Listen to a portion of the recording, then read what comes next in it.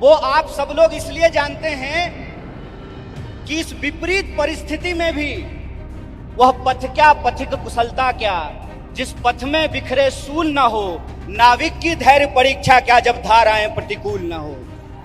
इतनी गंभीर परिस्थिति में खड़े हैं कि संस्थाओं को तो छोड़ दीजिए, व्यक्तियों को भी बोलने का अधिकार नहीं है कि जिस देश की 55% आबादी नौजवान हो, जिस देश में दुनिया का हर 5वां युवक भारतीय हो, जिस देश में 45 साल में सबसे ज्यादा बेरोजगारी हो, और जिस देश में जिस दिन कारगिल विजय दिवस मनाया जा रहा था, उससे ठीक कुछ दिन पहले कारगिल में लड़ने वाले शहीदों के परिवार के साथ कैसी नग्नता की गई है, ये वीडियो आप लोगों ने देखा है। इसीलिए आप अपनी जिम्मेवारी को समझिए। जो सवाल है यहां पर कि भारत का बुनियाद क्या है, भारत का बुनियाद है इंडिया। यह बात हम लोगों को समझना पड़ेगा। भारत का बुनियाद है इंडिया, और वो जो इंडिया है, वो इंडिया एक सोच है। कि मैं नहीं समझता हूं कि ये मंच सिर्फ और सिर्फ आरएसएस और बीजेपी को कोसने के लिए है। ये मंच सिर्फ और सिर्फ मोदी जी क्या कर रहे हैं इसके बारे में बताने की है, क्योंकि वो तो आप सब लोग जानते हैं।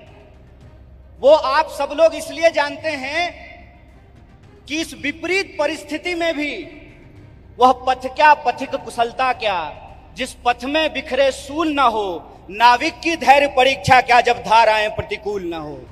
इस दौर में भी कोई नौजवान अगर यूथ कांग्रेस का झंडा उठाए हुए है, इस दौर में भी अगर कोई विद्यार्थी एनएसयूआई का झंडा उठाए हुए है, इसका मतलब वो सत्ता के लिए नहीं, सत्य के लिए संघर्ष कर रहा है। इस बात को हमको याद रखना चाहिए।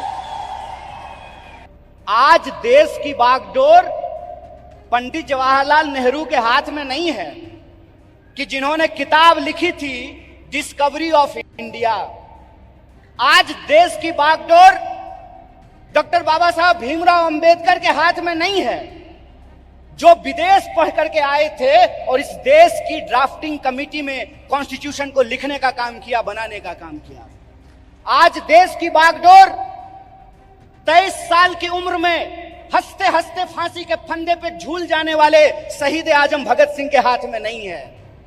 आज देश की बागडोर एक ऐसे इंसान के हाथ में है जो अपनी पत्नी की जिम्मेवारी ना उठाया हो, वो देश की जिम्मेवारी उठाएगा। बताइए,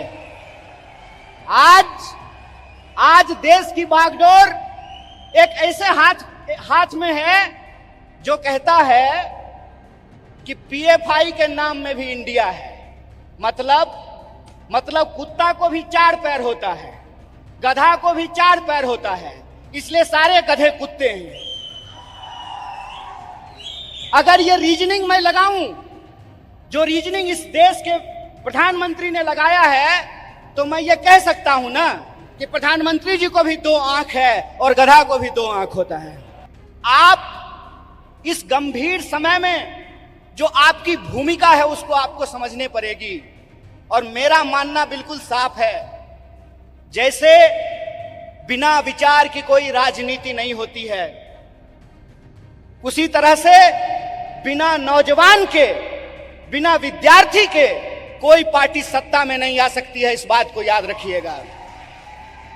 अगर आप चाहते हैं कि इस देश में सत्य का शासन हो और सत्ता पे बैठे हुए लोगों का जो अहंकार है, उस अहंकार को चकनाचूर किया जाए, जिस लोकतंत्र की बुनियाद पर, जिस जमहूरियत के दम पर आज उनको कुर्सी पे बिठाई गई है, अगर आप उनको नीचे उतारना चाहते हैं तो इस बात को आपको समझना पड़ेगा कि इस देश के नौजवानों और विद्यार्थियों को सबसे बड़ी भूमिका निभानी पड़ेगी।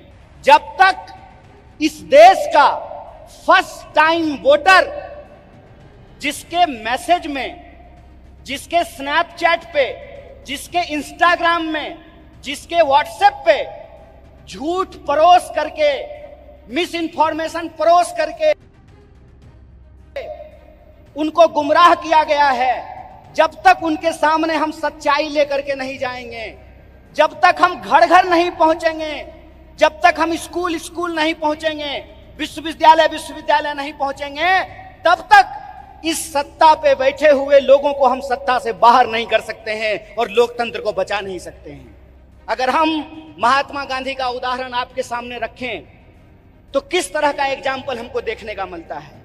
गांधी जी ऐसे नहीं थे कि बुनियाद भारत के कार्यक्रम में आए हैं, कर्नाटक में सरकार भी है तो थोड़ा फोटो वोटो खिंचा करके चल देंगे, ऐसे नहीं होगा। ये मैं आपकी आलोचना नहीं कर रहा हूं, ये मैं अपनी आलोचना कर रहा हूं।